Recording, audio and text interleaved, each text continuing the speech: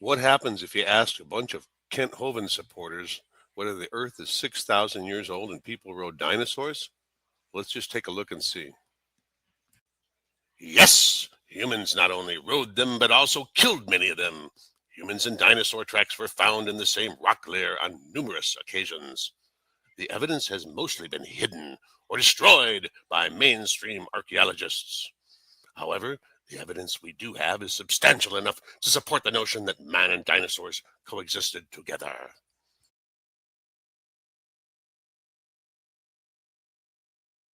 How many believe that people did not live with dinosaurs, thereby rejecting science and the tremendous trove of evidence?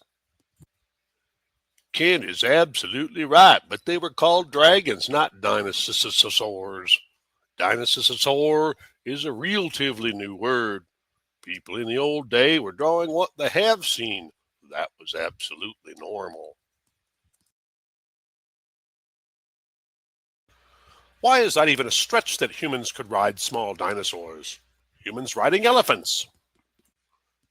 Wow, okay. So I most certainly do believe people lived at the same time as dinosaurs. I think the evidence for this fact speaks for itself. I also believe people are awesome. So it only makes sense that at least a few badasses raised, trained, owned, and rode them things around like a bull at a rodeo. There is specific evidence in Glen Rose, Texas, that dinosaurs and humans walked on the earth at the same time. So why couldn't they ride said dinos? Dinosaurs existed along with man. They did not evolve like fairy tale evolution claims.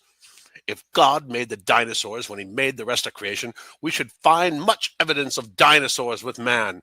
And sure enough, we do.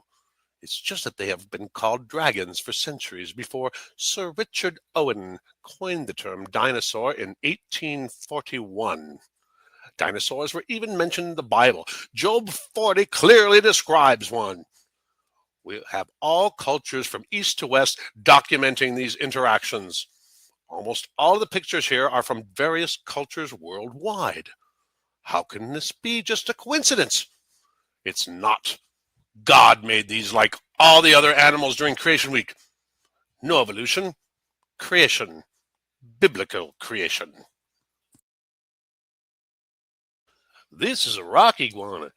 It is very close to a dinosaur. The difference is the size only. People just ignore smaller reptiles, so the smaller species survive. The one people kill is the bigger one, the dragons.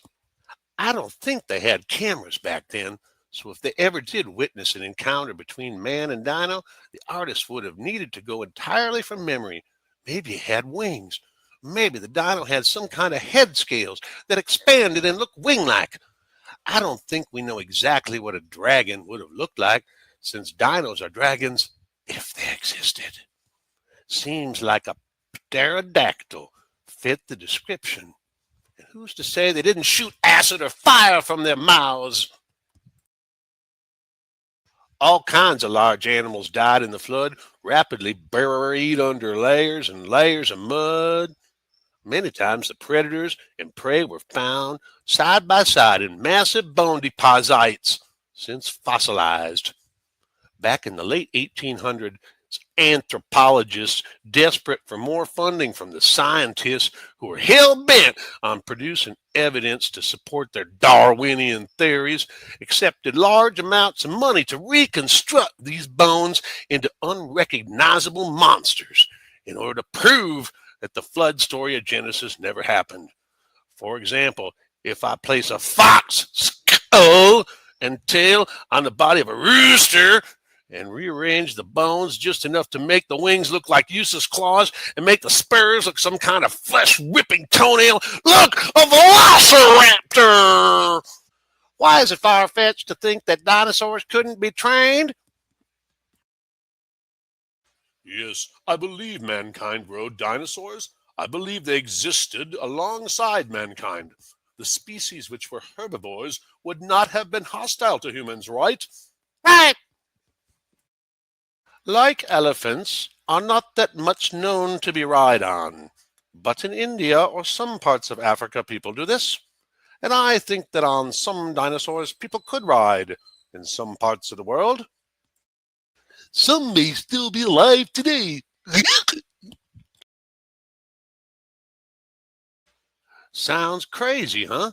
But what about the huge blocks of stone used to make ancient walls and structures that no one can figure out how the blocks were moved into place? However, if dinosaurs were used as oxen to move those blocks, it would explain much, would it not? I had the same thought several years ago. It's the only thing that makes sense to me.